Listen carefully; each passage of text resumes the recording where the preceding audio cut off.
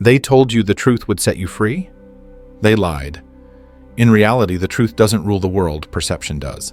Power has never belonged to the honest. It belongs to those who know how to be seen as strong, persuasive, untouchable. Look around, the most influential people aren't always the most moral or sincere.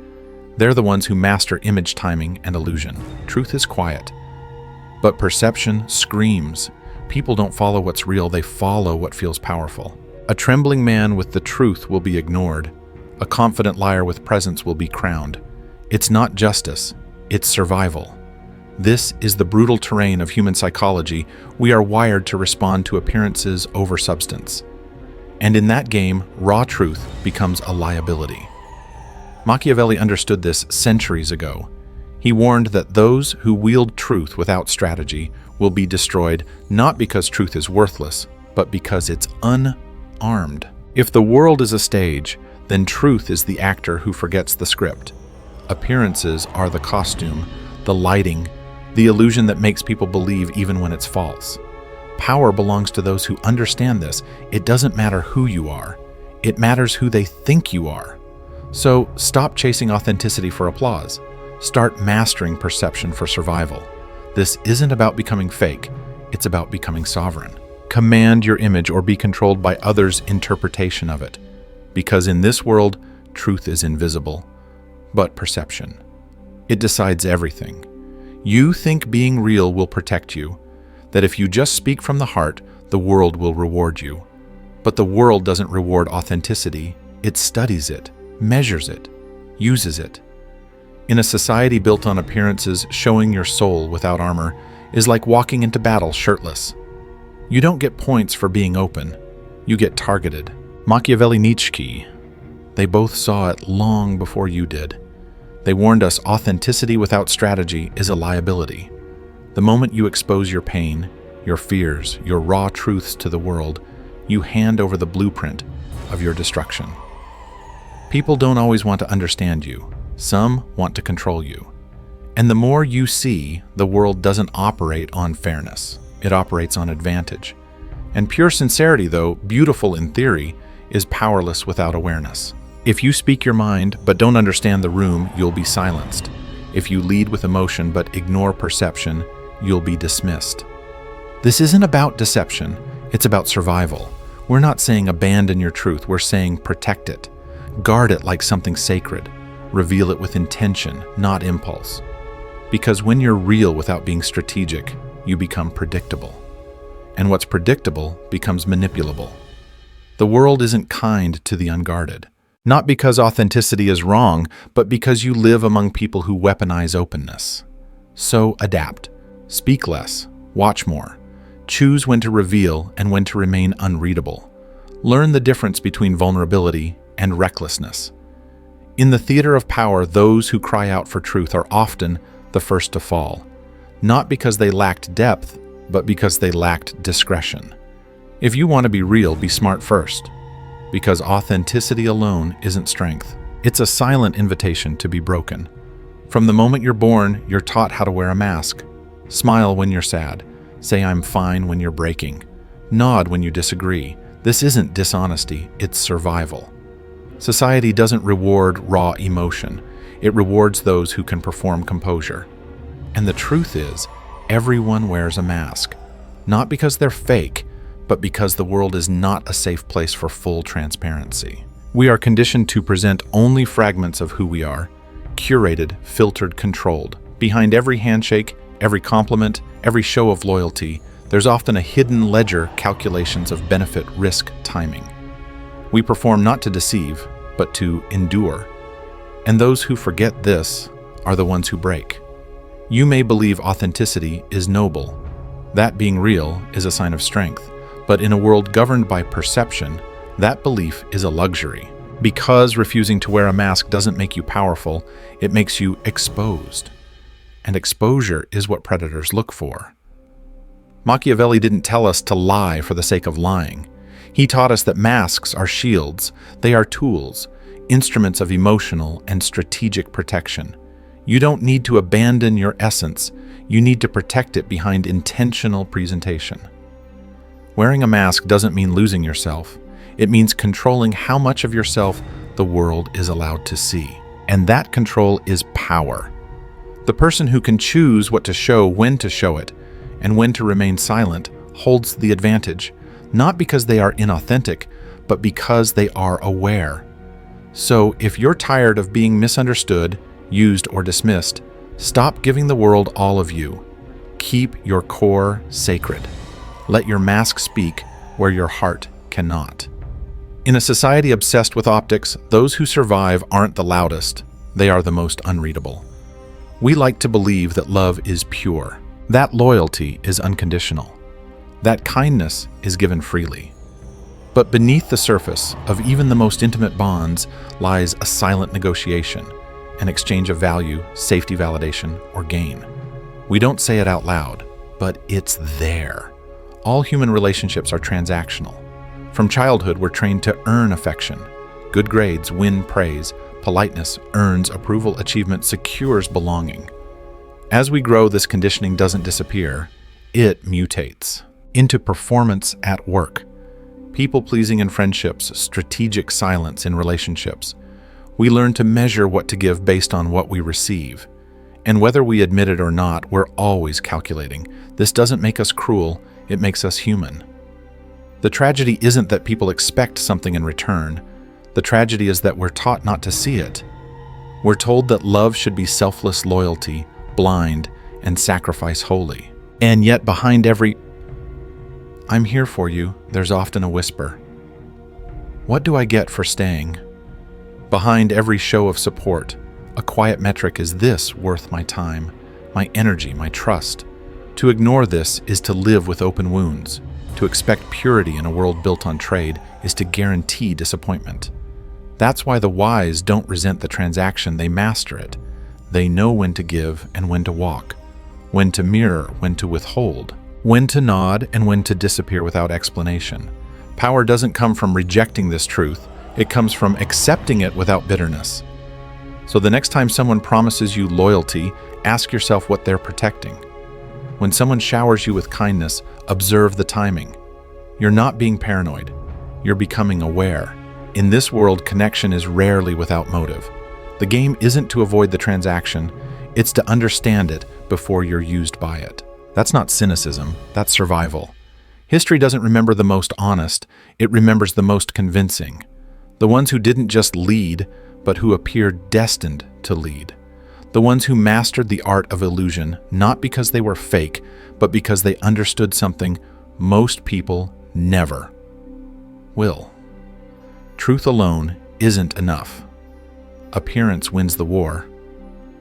Winston Churchill projected unshakable courage even when Britain was crumbling. His speeches weren't just declarations, they were performances. Napoleon crafted the image of a man born for greatness, shaping how people felt about him, not just what they knew.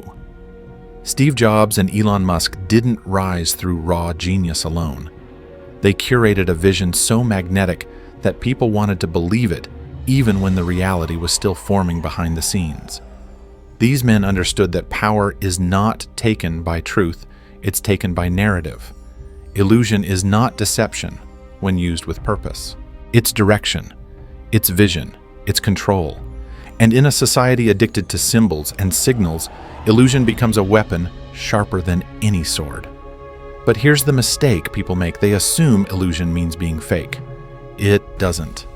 Illusion is selective truth, highlighted, reframed, and controlled. It's not lying, it's sculpting perception.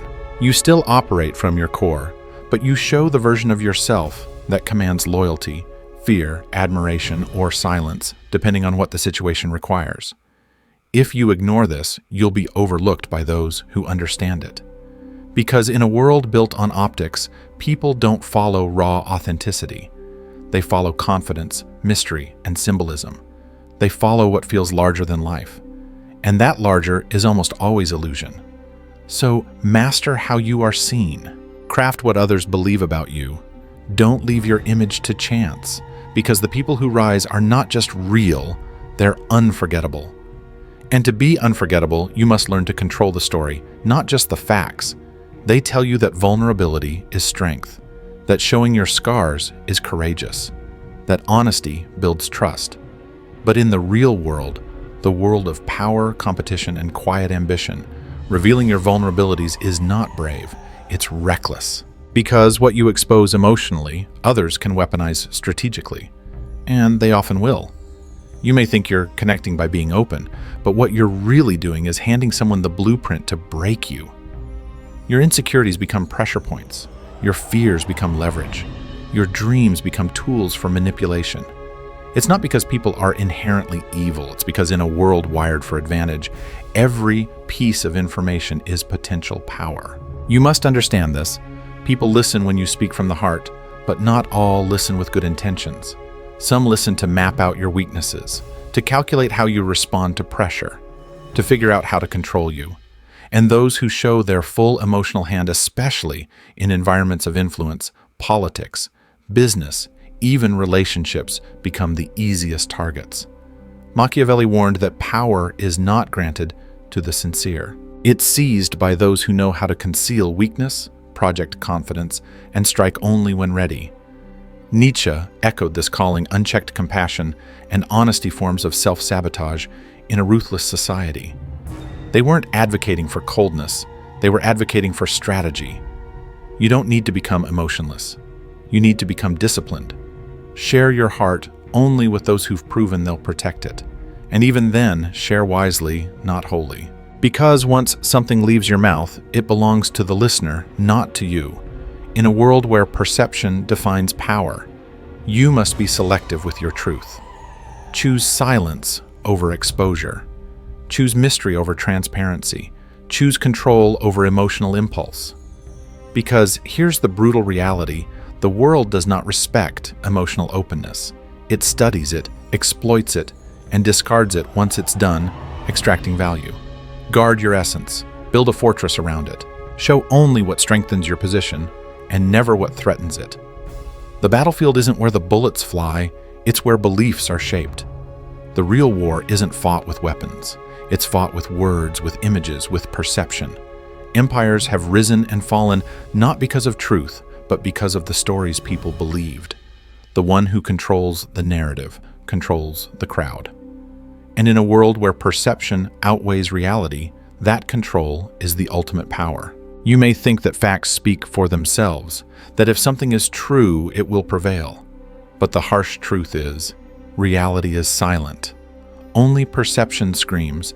People don't rally behind what's accurate.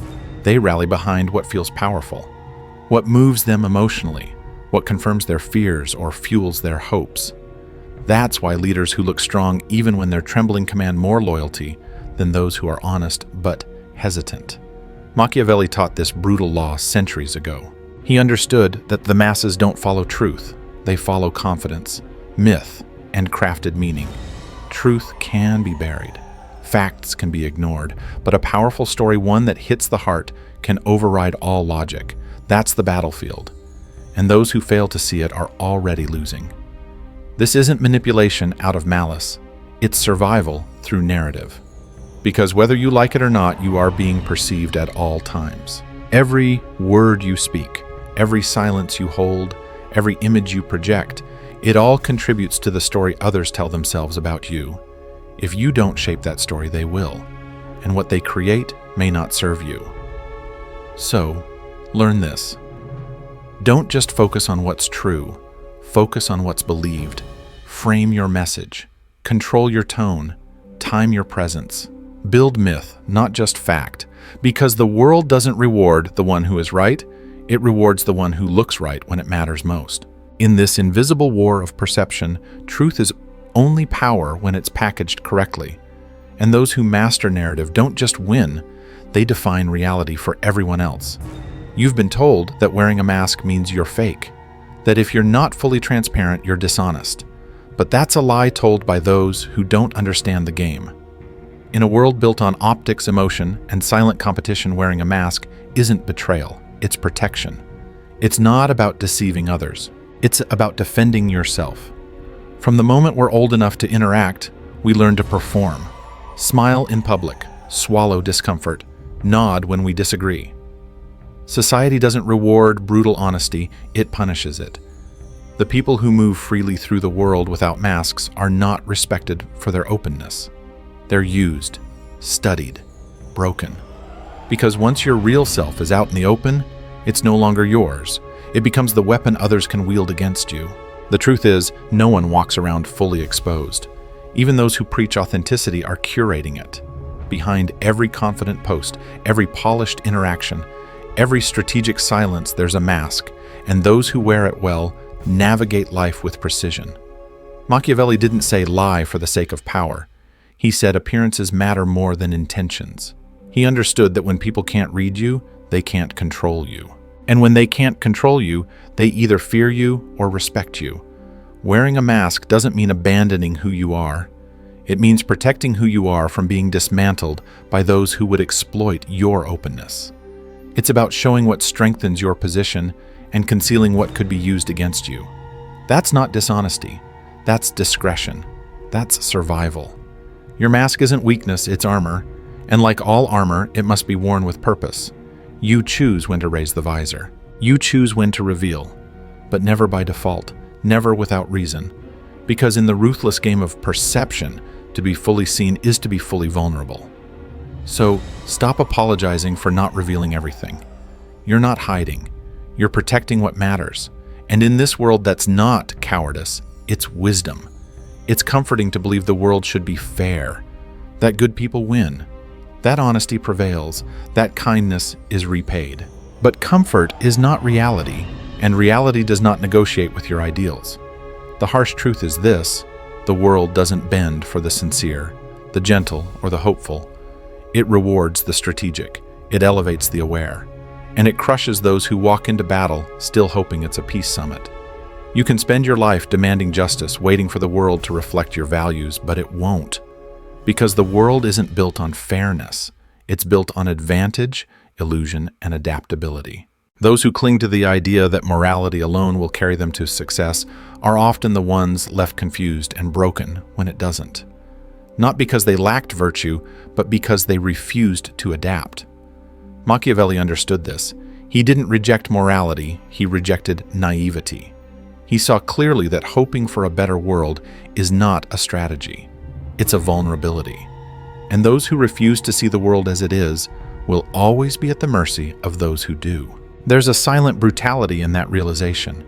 It hurts to know that sincerity doesn't always inspire respect, and that truth doesn't always triumph. But that pain is also freedom. Because once you stop demanding fairness, you start learning how to navigate power. You stop wasting energy hoping and start building the armor you need to move forward without illusion. This doesn't mean you have to become cold or cruel. It means you have to become clear. See people as they are, not as you wish them to be.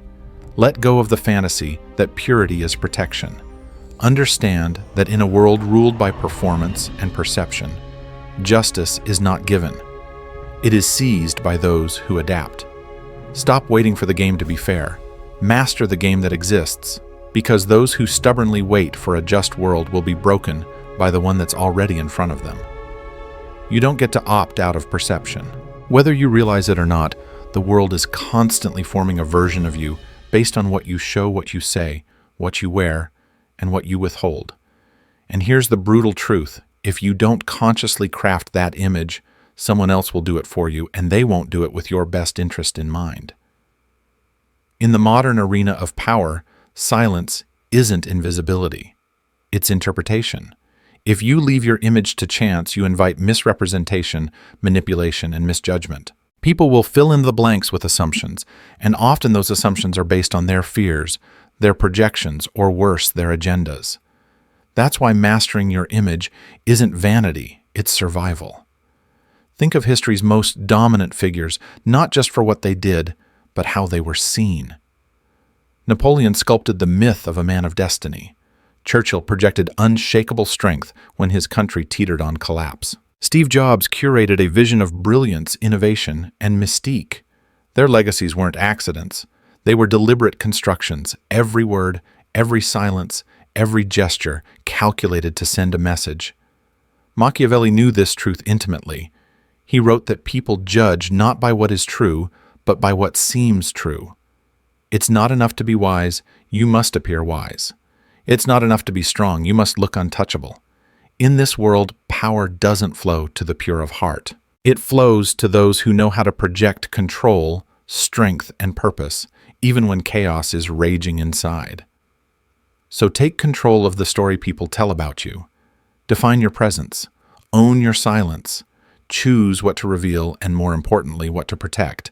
Because in a society ruled by optics, your image is either your greatest weapon or your greatest liability. Craft it with precision or be reshaped by those who wish to control you. In a world ruled by perception, power doesn't belong to those who are the most sincere. It belongs to those who know how to be seen. This isn't a call to become manipulative. It's a call to become intentional. The reality is people judge quickly, respond emotionally, and follow those who appear strong, even if that appearance is carefully constructed. The most important lesson here is this: authenticity without strategy is exposure. Vulnerability without boundaries isn't courage. It's a roadmap for betrayal. You must protect your essence by mastering your image. That doesn't mean lying. It means choosing what to reveal, when to reveal it, and to whom. Every relationship, every opportunity, every room you walk into is shaped by how others perceive you. So stop waiting for the world to notice your truth. Start shaping what they see. Speak less, project more. Control the frame before others define it for you. And remember, wearing a mask is not abandoning who you are. It's defending who you are in a world that often punishes sincerity. Strategic silence, selective exposure, and controlled image are not forms of weakness. They are forms of power. So if you want to thrive, not just survive, don't ask to be understood. Make yourself unreadable, unshakable, unforgettable, because in the end, it's not enough to be good.